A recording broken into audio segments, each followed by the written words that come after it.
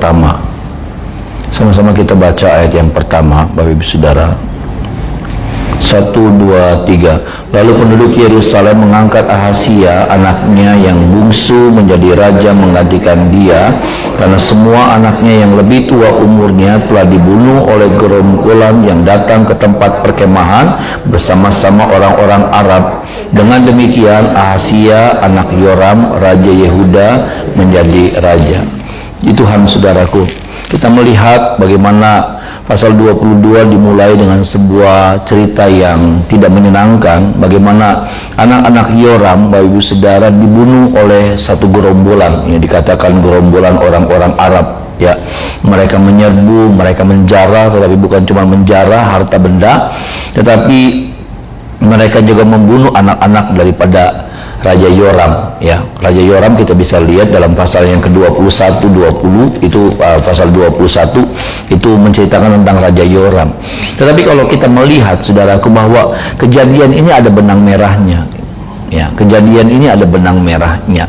Anak-anak Yoram dibunuh, ya saudara, anak-anak Yoram dibunuh. Bahwa kehidupan kita, saudara, seperti yang Alkitab katakan bahwa hidup ini adalah tabur tuai. Ada amin, saudara, ya, suka atau tidak, tetapi kehidupan ini adalah seperti itu. Dan kalau saudara melihat hukum yang satu ini, ada banyak hukum yang berbeda antara satu agama dengan agama yang lainnya, tetapi untuk hukum yang satu ini hampir semuanya sama, saudara. Hukum tabur tuai, hukum karma yang agama lain katakan dan lain sebagainya sama, bahwa setiap orang percaya bahwa nggak boleh sembarangan menjalani hidup ini. Ada amin, saudara, ya. Nggak boleh sembarangan dalam menjalani, dalam berperilaku, di dalam melakukan segala sesuatunya. Ya, sama seperti yang ditulis dalam ayat ini, saudaraku, bagaimana anak-anak Yoram dibunuh. Dan ada kaitan apa dengan yang tadi saya katakan hukum tabur tuai? Kalau saudara melihat dalam pasal 21 ketika Yoram jadi raja, kita tahu, kita ingat bagaimana ketika dia sudah dipilih jadi raja, tapi untuk mengamankan posisinya dia bunuh saudara-saudaranya. Dia membunuh saudara-saudaranya karena buat dia supaya aman ini kerajaan. Ya, supaya langgeng ini kerajaan, tahta ini. Padahal setelah dia membunuh keluarganya, saudara-saudara, dia hanya bisa bertahan 8 tahun. Dan kemudian dia mati. Saudara, firman Tuhan mengingatkan saya dan saudara bahwa kehidupan ini bukan sesuatu yang mudah. Kehidupan menjalani hidup ini bukan sesuatu yang gampang. Ya, mencapai cita-cita, mencapai keinginan saya dan saudara itu bukan sesuatu yang mudah. Betul, saudara, ya. Mencapai target, mencapai mencapai impian, mencapai keinginan saya dan saudara, ya saudara, ya. Itu bukan sesuatu yang mudah, tetapi Alkitab mau bilang sama kita, firman Tuhan mau ingatkan sama kita, tetap memakai cara-cara yang benar. Ada amin, saudaraku, memakai cara-cara yang sesuai dengan firman Tuhan. Ya, makanya Amsal pernah bilang begini sama kita, ada banyak jalan yang disangka orang lurus tetapi ujungnya maut. Ada banyak jalan yang disangka orang menguntungkan tetapi ternyata mendatangkan kerugian yang berkali-kali lipat. Seperti yang dilakukan oleh Yoram, saudaraku. Ya, Yoram berpikir untuk mengamankan posisinya, dia bunuh saudara-saudaranya. Jangan sampai kemudian terjadi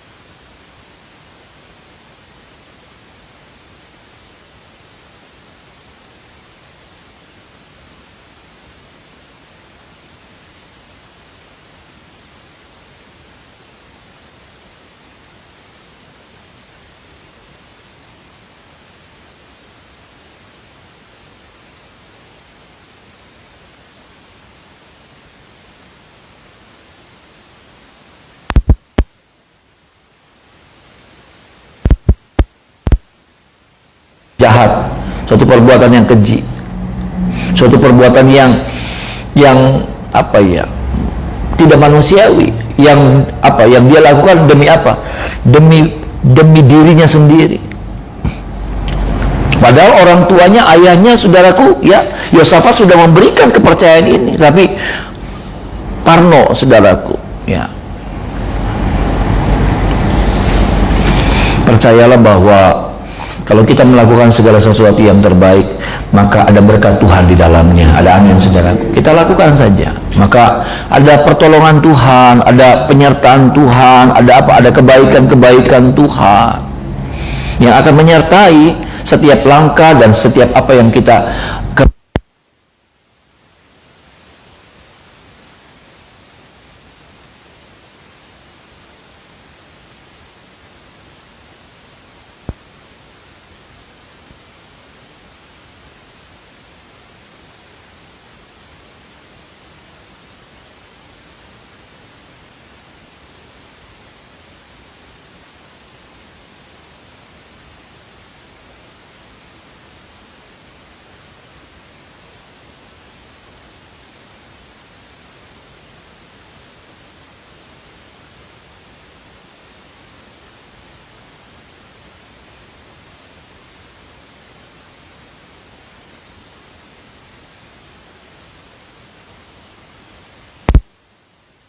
curang mencurangi, bulit membuliti, dan lain sebagainya.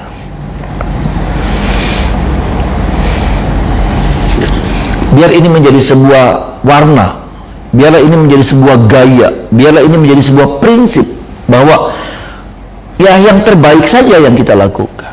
Saya percaya yang segala sesuatu kalau kita lakukan yang terbaik masih laku, saudara, sampai kapanpun juga. Ada amin, saudaraku, sampai laku. Kalau saudara juga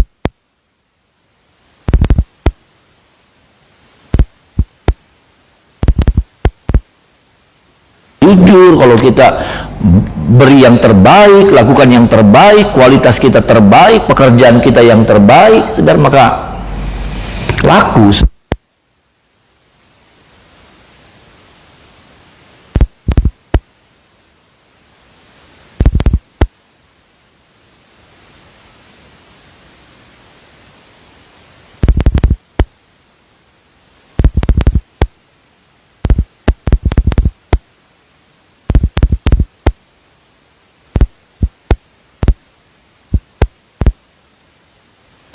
Tahun pada waktu ia menjadi raja, dan setahun lamanya ia memerintah di Yerusalem.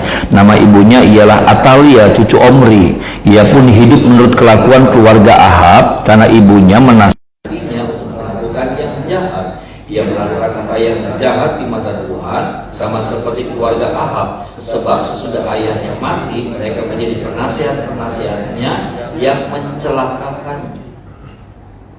Ngeri ya, saudara, ini sesuatu yang sangat ironis sekali, ya, sesuatu yang ironis sekali. Pasal 22 menceritakan soal pengganti, raja pengganti, ya saudara, raja pengganti Ahazia. Tapi kemudian dia hanya bertahan selama 1 tahun katanya. Kenapa? Adakah musuh yang memerangi? Adakah persepakatan jahat yang menurunkan jabatannya? Enggak. Ini mengerikan, saudara. Adakah kemudian karena serangan-serangan dari luar yang begitu hebat sampai akhirnya dia nggak bisa bertahan, hanya sesaat saja, saudara? Alkitab berkata bahwa dia hanya memerintah, saudara, hanya 1 tahun saja, saudara. Iya. Hanya setahun lamanya dia memerintah. Nggak salah. Adakah sekali lagi karena musuh yang hebat, atau karena apa? Pengkhianatan dari dalam. Persepakatan, saudaraku, yang kemudian menggulingkan dia.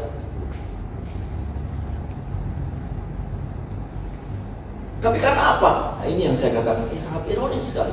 Firman Tuhan bilang begini, saudara.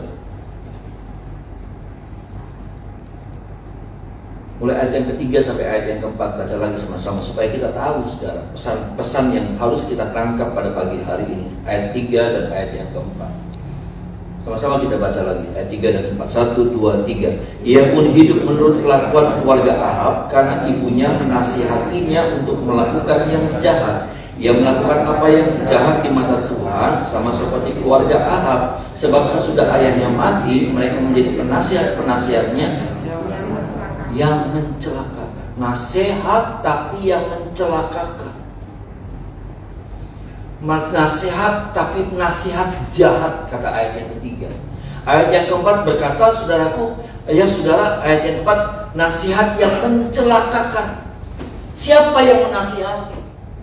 Siapa yang kasih masukan? Ibunya sendiri. Tapi ternyata nasihat-nasihatnya ini nasihat yang mencelakakan. Jadi ternyata yang mencelakakan, saudaraku, ya Ahazia bukan orang lain, tapi ibu kandungnya sendiri. Lewat apa? Lewat nasihat. Yakin kita sebagai orang tua, jangan sampai tanpa kita sadar nasihat-nasihat kita, nasihat-nasihat yang mencelakakan. Nasihat-nasihat kita, nasihat-nasihat yang menghancurkan hidup anak-anak kita. Nasihat-nasihat yang meruntuhkan keberhasilan mereka. Nasihat-nasihat kita, nasihat-nasihat membuat mereka menjadi orang yang tidak diberkati oleh Tuhan. Nasihat-nasihat kita membuat mereka kehilangan masa depan yang baik. Ya. Periksa lagi nasihat-nasihat seperti apa yang selama ini kita keluarkan buat anak-anak. Cek lagi sudah. Jangan sampai nasihat-nasihat kita ternyata sudah membentuk mereka dari satu pribadi yang keras, satu pribadi yang motivasinya, fokus hidupnya melenceng dan lain sebagainya. Saya mencatat ada beberapa hal, saudaraku, ya. Ada beberapa hal yang nasihat-nasihat yang dikatakan nasihat-nasihat jahat ini, ya, yang saya renungkan, seperti apa sih kira-kira nasihat-nasihat yang jahat itu? Ya. Saudara,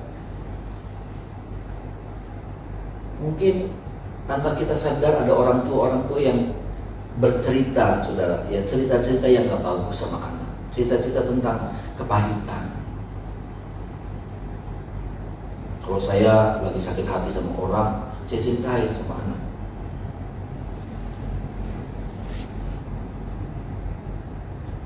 Kalau saya lagi dikecewakan, saya lagi kesel sama orang, ya, saya punya masalah sama seseorang, saya ceritain sama anak. Tadi Bapak ngalamin gini, jahat sekali orang.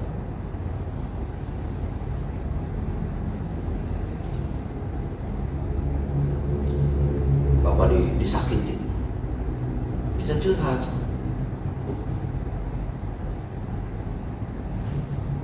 Kita pikir gak apa-apa. Maaf saudara, saya harus bilang, itu membentuk anak kita. Cita-cita begitu punya dampak yang negatif. Apalagi kalau kita cerita tentang sakit hati kita dengan pasangan kita. Apakah itu papa ceritain tentang mamanya di depan anaknya, atau mama cerita tentang papanya di depan anak? Itu punya dampak yang sangat buruk sekali. Cerita apa lagi, saudara? Saya melihat ada cerita-cerita tahayul, ya, cerita-cerita tahayul. Cita-cita yang gak benar, cita-cita yang dari masalah-masalah cuman nanti jangan keluar maghrib lo banyak setannya, ya. Nanti kayak gitu aja tuh, itu cita-cita gak benar. Nanti kalau buka toko tuh ya, nanti musik ininya dulu. Nanti kalau ngelangkah tuh ada yang kayak gituan. Kalau ngelangkah keluar rumah tuh ya, ingat ya, sikil aja endas sedikit, sikil dikit. Kalau kayak gitu benar, saudara. Ada endas sedikit, ya, sikil dikit, nah itu benar. Ya, ini masalah sikil kanan, sikil kiri lah jadi masalah.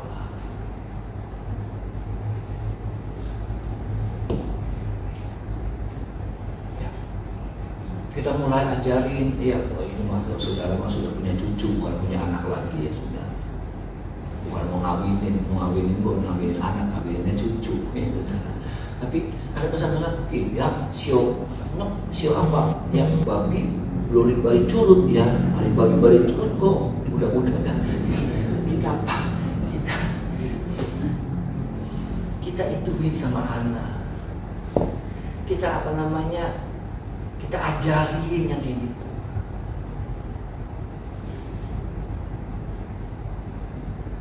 Oke, hari misalnya tekanin kuburan, bohong sampai nguburi uang, nyebut but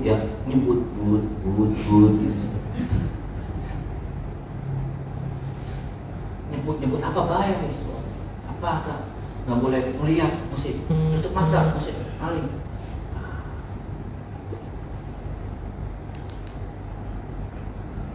Sampai kita sadar anak kita jadi penakut sebenarnya karena kita. Ya. Anak saya, saudara, anak saya tuh dari kecil kita punya, kan saya tinggal di rumah belakang, mertua di depan, saya di bagian belakang.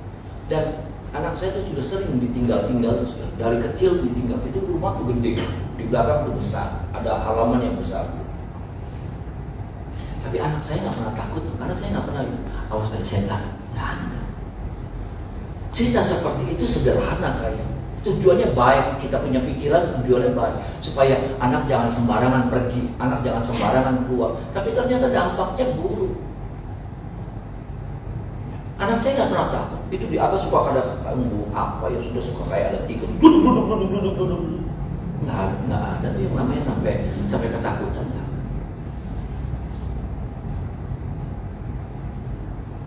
Cita-cita yang seperti itu kita ceritain yang nggak ada mutunya, yang ngebentuk anak jadi satu pribadi yang aneh, mempercayai sesuatu yang tidak perlu, mempercayai sesuatu yang tadi saya katakan saudaraku yang tahayul, mencelakakan.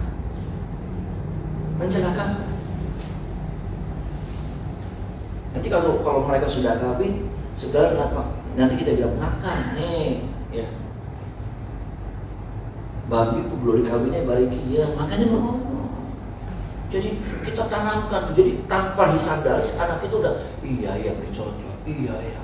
Terus tertanam dalam alam bawah sadar, tertanam. Oh iya, memang nggak bisa dipertahankan, nggak bisa diteruskan. Hanya masalah siung.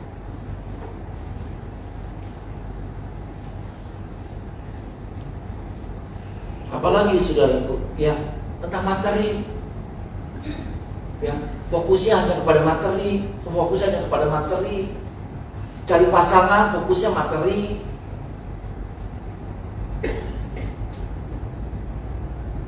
Ya, hidup fokusnya materi, ngejar yang namanya keberhasilan hidup, ngejar keberhasilan, kekayaan hidup, ngejarnya itu, mesti ini ya, jadi ini ya. Kita nggak pernah ingatkan sama mereka, cari Tuhan, cari dahulu kerajaan Allah serta kebenarannya, maka semuanya itu akan ditambahkan kepadamu. Ada amin, saudara. Kata-kata itu penting. Dan itu yang pada akhirnya apa? Mencelakakan. Maaf nih saudara, saya bukan. Ya kita masing-masing punya target, kita punya masing-masing, kita punya apa ya? Punya prioritas. Ada sesuatu yang buat kita, buat orang lain itu nggak penting, tapi buat kita itu penting. Tapi maaf, buat saya ada sesuatu hal yang harus diluruskan, gitu, ya. Yang harusnya apa? Kebenaran adalah firman Tuhan. Ya, kebenaran bukan pendapat saya, kebenaran juga bukan pendapat saudara. Pendapat saya bisa salah, pendapat saudara bisa salah, tapi firman Tuhan tidak pernah salah. Ada amin, saudara. Firman Tuhan mengajar sama kita bahwa seperti itu yang harusnya kita ajarkan. Cara urut dari Allah serta kebenaran. Belajar mencintai Tuhan, belajar melekat hidup sama Tuhan, belajar hidup berkenan sama Tuhan.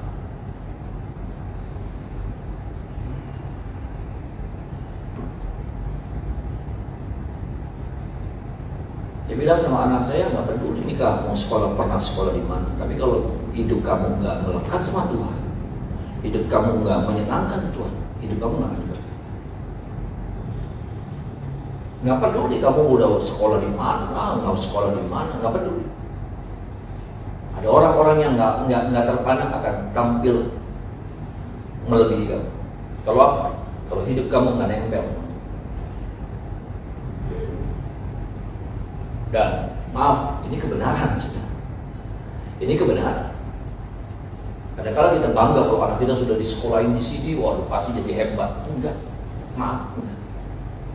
Ketika mereka hidup menyenangkan hati Tuhan, hidup mereka pasti diberkati oleh Tuhan. Ada amin. Bisa saja saudara dan saya nggak mampu untuk bisa menyekolahi anak-anak kita di perguruan tinggi, nggak mampu. Nggak mampu. Asal mereka hidup menyenangkan hati Tuhan, hidup mereka pasti dikejar sama berkat Tuhan. Ada amin, saudara. Kalaupun kita dengan keterbatasan kita nggak bisa seperti orang lain menyekolahkan mereka, ya tutup gitu sampai dapat S1 karena keterbatasan kita. Apa? Tapi asal kita bisa tanamkan sebuah prinsip-prinsip yang benar sama mereka tentang bagaimana hidup menyenangkan Tuhan, bagaimana hidup mengutamakan Tuhan, bagaimana hidup mencari Tuhan melebihi apapun.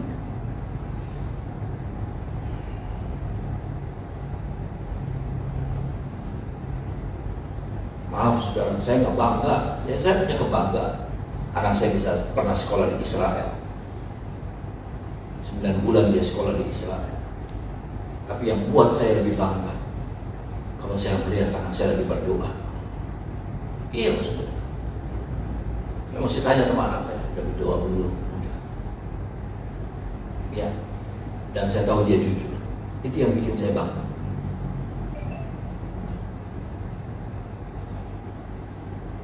Biarlah itu saudara, ya, maaf nih saudara, biarlah itu jadi hal-hal yang penting buat kita, dan itu yang kita ajarkan sama anak. Jangan sampai nasihat kita seperti ini Atalia, ya, Atalia sudah mama daripada ibu daripada Ahasi. Yang nasihatnya nasihat jahat, yang nasihatnya nasihat yang mencelakakan. Masukan yang membuat menjerumuskan.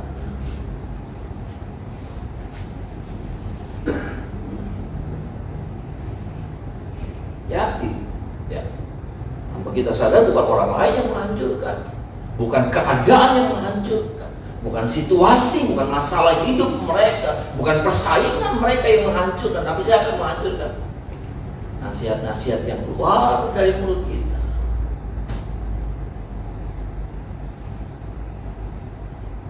Cari yang kaya, cari yang apa, cari yang apa.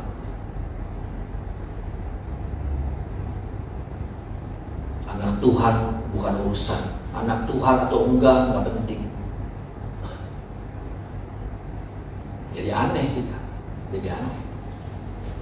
Maaf saudara, saya harus berani bilang begini. Saudara sudah menjerumuskan.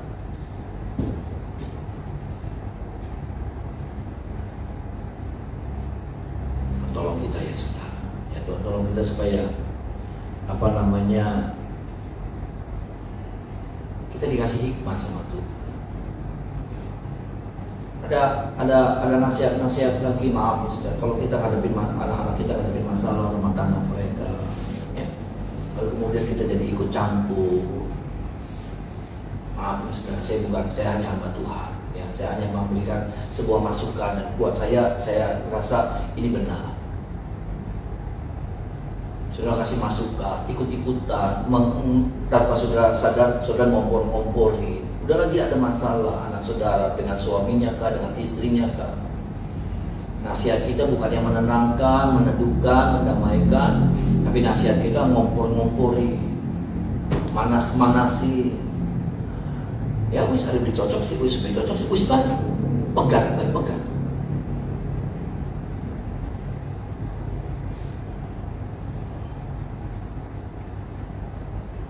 Saya tahu saudara, mama saya, bapak saya ngajarin, ya baik itu sama kakak saya sama saya, pulang, nggak boleh di sini, pulang, kamu selesai. Nah itu, saya pikir itu nasihat yang bagus. Karena kalau kita sama ikut emosi betul, saudara, emosi, ya dengan cerita yang itu, siapapun kita orang tua akan bela anak kita bisa. Ada banyak orang bilang, "Terus ini kena beli dikit." Sebulan, 2 bulan, 3 bulan, 5 bulan, setahun ini kena dikit. Jadi nggak mendidik.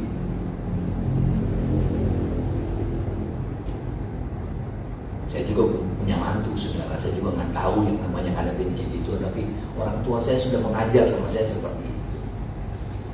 Ya, bukan ngebelain anaknya, enggak ada sama saya, enggak ada mama saya, papa sudah enggak ada, mama saya enggak ada tuh ngebelain.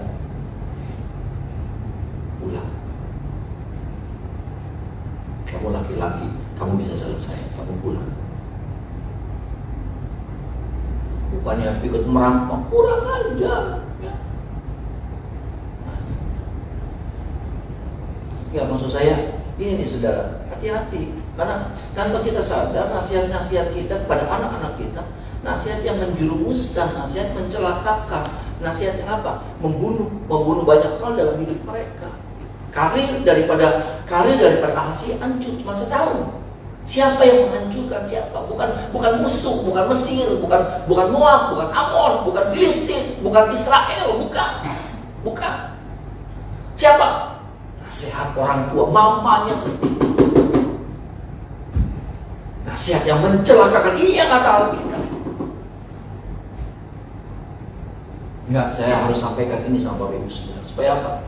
Bukankah kita rindu, kita melihat anak-anak kita, anak-anak yang diberkati oleh Tuhan. Rumah tangga mereka, hidup mereka, masa depan mereka.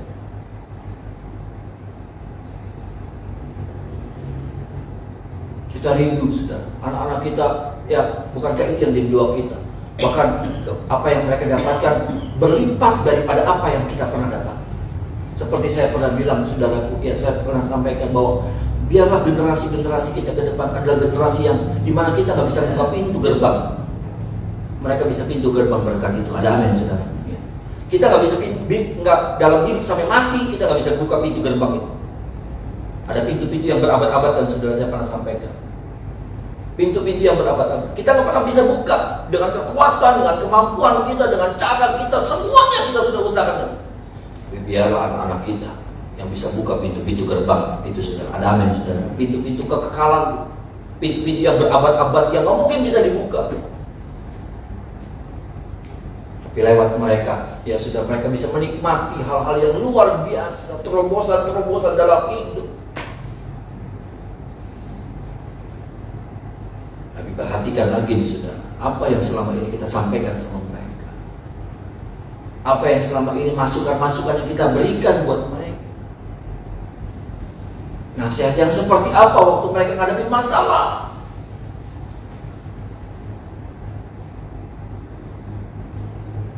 Waktu mereka dalam kekurangan. Makanya saya kadang-kala bosan kalau papa saya bilang, kalau saya minta duit buat beli baju aja, papa bilang, Nana sudah berdoa. Minta baju memang mesti berdoa. Tapi tanpa saya sadar, dia sedang menanam, papa saya sedang menanamkan sesuatu di bawah, paling bawah otak sadar saya. Untuk apa? Segala sesuatu yang kamu butuhkan, doa yang jadi solusinya. Ada amin, saudara. Doa yang jadi jalan keluar. Papa saya tanamkan itu. Saya suka jawab, ya sudah, padahal saya belum berdoa. Cuman buat saya ingat, saudara, keluar baru sekolah Alkitab tahun 89-90-an, dapat 100.000 buat beli baju. Nanti saya bisa beli baju 3. Waduh, dengan bangganya saya pergi ke Matahari, dapat 3. Dulu masih pada murah, saudara, bisa beli Aero 3, baju Aero, baju putih. Itu juga buat pelayanan, saudara. Kayak pas kalau bilang, Nana suka berdoa, balik nggak dikasih loh, saudara. Nana suka berdoa, ya sudah pak. Ya. Habis itu nggak dikasih. Nanti dikasih besok. Ya. Jadi kalau saya ditanya lagi, Pak, mana pak duitnya? Baru sudah dikasih. Tapi di situ saudara ada sebuah pengajaran yang secara praktek yang papa saya sedang lakukan, berikan. Oh, hidup ini nggak boleh mengandalkan manusia. Oh, hidup ini nggak boleh mengandalkan kekuatan. Bahwa hidup ini juga nggak boleh mengandalkan orang tua. Hidup mau diberkati, andalkan Tuhan dalam hidupmu. Ada amin, saudara. Jangan mengandalkan orang-orang di sekitar.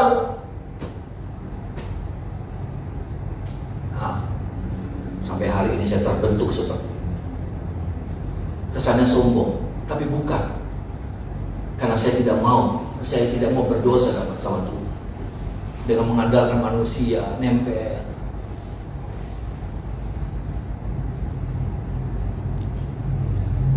Kayaknya sombong kalau saya bilang hidup saya itu dipelihara sama Tuhan, tapi lewat saudara.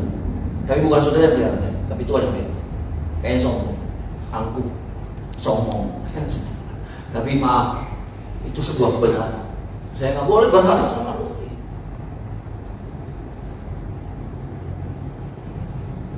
Dan biarlah prinsip ini juga ada sama kita. Ya, prinsip-prinsip yang benar. Prinsip-prinsip yang mendatangkan hidup buat kita. Ada amin, saudara. Prinsip-prinsip yang mendatangkan hari depan yang lebih baik daripada ini. Enggak. Ini hari depannya bukan lebih baik, hancur, lebur. Gelap, bukan cuma gelap, gulita.